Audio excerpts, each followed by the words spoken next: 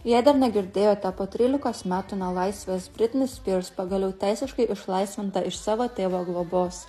Tiems, kas nežinojote apie šią popdievaitės gyvenimo dalį, Jamie Spears dainininkės tėvas ištisus 13 metų kontroliavo kiekvieną Britney žingsnį. Klausėsi jos telefono pokalbių, už ją sprendė, su kuo ji gali bendrauti ir su kuo susitikinėti, ir net valdė jos $60 milijonų turtą.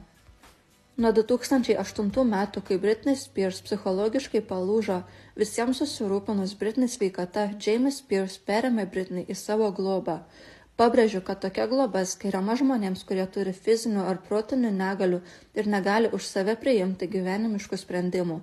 Tačiau visus šiuos nelaisvės metus Britney dirbo ir išleido net 4 albumus ir dalyvavo ne vienoje laidoje ir net koncertavo, tad žinome, kad ji yra visiškai pajėgi atsakyti už save. Be tėvo leidimo ji negalėjo išeiti iš namų, negalėjo pirkti to, ką norėjo, negalėjo susituokti ar turėti daugiau vaikų.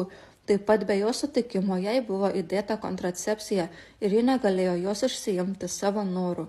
Jis sakė, kad jai nebuvo leista vairuoti ar vartoti alkoholio.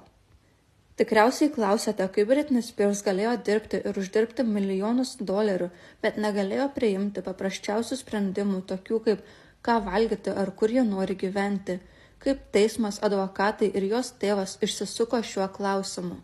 Kalbama, kad prasidėjus jos teisiškai globai, tėvas perėmė visus jos pinigus ir greičiausiai sumokėjo nemažas sumas teisėjams ir advokatams, kad jis galėtų toliau valdyti Britney gyvenimą ir jos turtus. Tačiau būti išlaisvintai iš šios griežtos globos yra daug sunkiau, nei mes įsivaizduojam, ir manau, kad viskas, ką mes žinom apie Britney gyvenimą šios 13 metų, yra tik maža dalis to, ką jai teko patirti. Prasidėjus Free Britney judėjimui, daugiau žmonių suprato apie tai, kas vyksta dainininkės gyvenime, ir manau, kad viešos kalbos apie šį Britney košmarą padėjo jai būti teisiškai išlaisvintai. Taigi, kas nutiks Britney dabar, kai ji yra laisva?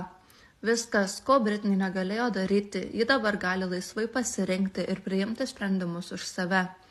Britney socialiniuose tinkluose kalbėjo, kad ji nori susituokti ir turėti daugiau vaikų.